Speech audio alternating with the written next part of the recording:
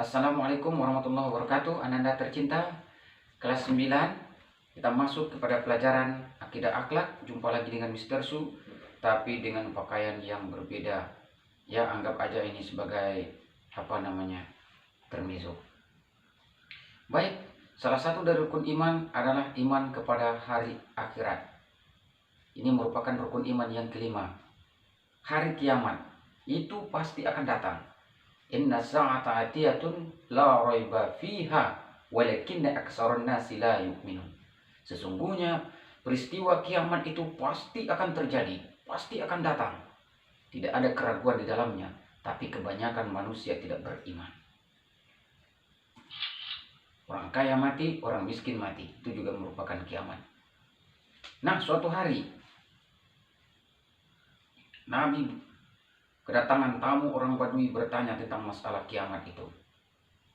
Nabi lambat menjawabnya. Lalu setelah selesai menjawab pertanyaan sahabat lain, Nabi menanya, "Mana orang Badui tadi?" "Ana ya Rasul." "Saya ya Rasul." "Apa yang kamu tanyakan tadi? Kapan kiamat itu akan datang?" Nabi menjawab, "Innama ilmuha indallah." Sungguhnya pengetahuan tentang kiamat itu ada di sisi Allah Subhanahu wa taala. Dan jangan lupa, kiamat merupakan huru hara. Ya, huru hara, kejadian yang mengguncangkan penduduk bumi ini lebih dahsyat dari bom atom yang dijatuhkan oleh Amerika Serikat dengan nama Baby di Hiroshima dan Nagasaki. Dan lebih dahsyat pula dari bocornya reaktor nuklir di Chernobyl, Uni Soviet. Dia akan datang kiamat ini secara tiba-tiba, baktatan. Nah, di dalam Al-Quran sudah berbicara tentang bagaimana dahsyatnya peristiwa kiamat itu, sehingga manusia seperti aneh-aneh yang bertebaran. Dalam Al-Quranul Karim, surah Al-Qariyah ayat 4, gunung semacam bulu yang dihamburkan. Gunung Merapi dekat rumah Mbah Surit seperti bulu yang dihamburkan.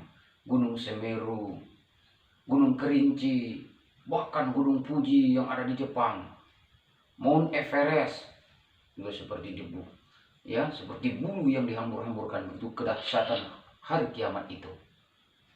Nah, sedangkan kebenarannya menurut Al-Quran dan hadis Rasulullah SAW ini digambarkan di antara lain dalam surah Al-Qariyah ayat 1-11 misalnya, dalam surah Al-Waqi'ah ayat 1-6, dalam surah Al-Haqqah ayat 1-8, dan dalam surah Al-Zalzalah juga ayat 1-8. Ananda tercinta, namun walaupun kiamat itu tidak diberitahu kepada kita, tapi ada tanda-tandanya. Ada dua tanda kiamat itu. Pertama alamatus sukra, yang kedua alamatul kubra. Ada tanda kecil dan ada tanda besar. Sekarang kita kaji dulu tanda-tanda kecil. Pertama, apabila amanah disia-siakan. Amanah itu kan beban yang harus kita bawa. Misalnya kepemimpinan. Sekurangnya kepemimpinan kepada diri kita sendiri.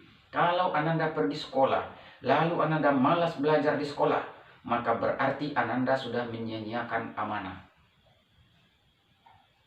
Sudah menyia-nyiakan eksistensi penciptaan Ananda sendiri. Penciptaan kita semua. Apa eksistensi penciptaan kita?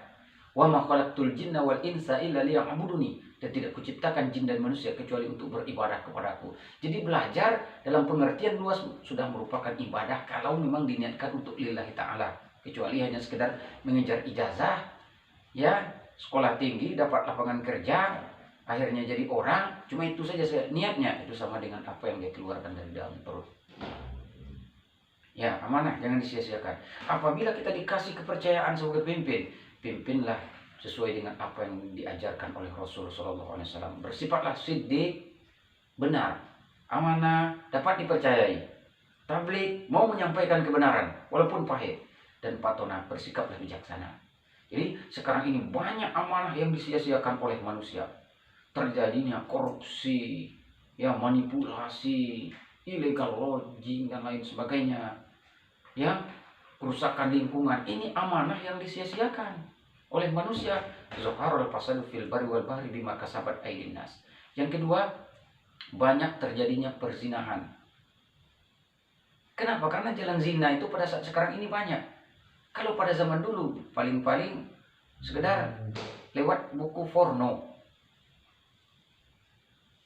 Tapi kalau saat sekarang ini pornografi itu sudah masuk ke dunia internet. Bisa diakses oleh mulai dari anak-anak sampai orang dewasa. Mulai dari kakek-kakek sampai kepada nenek-nenek. Ini jalan kepada perzinahan.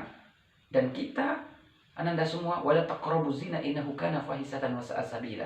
Jangan kamu hampiri zina. Sungguhnya zina merupakan jalan yang teramat sangat keji dan kotor. Jadi jangan hampiri zina. Artinya apa? Jangan buka situs-situs yang mengandung unsur pornografi. Yang ketiga, banyaknya kharaj. Apa itu? Pembunuhan. Ada anak yang tega membunuh orang tuanya. Ada orang tua yang tega membunuh anaknya. Ini merupakan ciri atau tanda kiamat. Kita tengok di media massa misalnya, koran, MX, banyak pembunuhan. Yang keempat, menyebarnya harta haram. Membungakan uang dengan rente yang amat banyak itu adalah riba. Menyebarnya harta haram, harta dari hasil mencuri, baik pencurian itu pencurian tidak terhormat seperti maling jalanan, copet dan lain sebagainya, maupun pencurian yang berdasarkan atas tanda tangan, pencurian terhormat, korupsi itu juga termasuk menyebarkan harta haram. Apalagi riba ini, riba itu, riba ada ribayat, ada riba nasab, ada riba qard, ada riba pudul. Ini jelas termasuk harta yang haram. Sa'ti 'alaikum zamanun la yubali mar'u ma ukhiza minal mal, minal halali am minal haram. Akan datang suatu akhir zaman, suatu zaman kepada manusia. Manusia tidak menghiraukan apakah hartanya itu dari yang halal atau yang haram. Pokoknya H3T, halal haram hantam terus. Itu katanya. Kalau kita orang muslim tidak, halal baru kita makan, halal baru kita pakai, halal baru kita tinggali. Oke, Anda tercinta, sampai di situ saja dulu jumpa kita tentang pelajaran akidah akhlak berkisar mas'alatul qiyamah, masalah kehancuran alam semesta, the last day of the world. Oke, ya, catat mana yang perlu. Bila itu, assalamualaikum warahmatullahi wabarakatuh.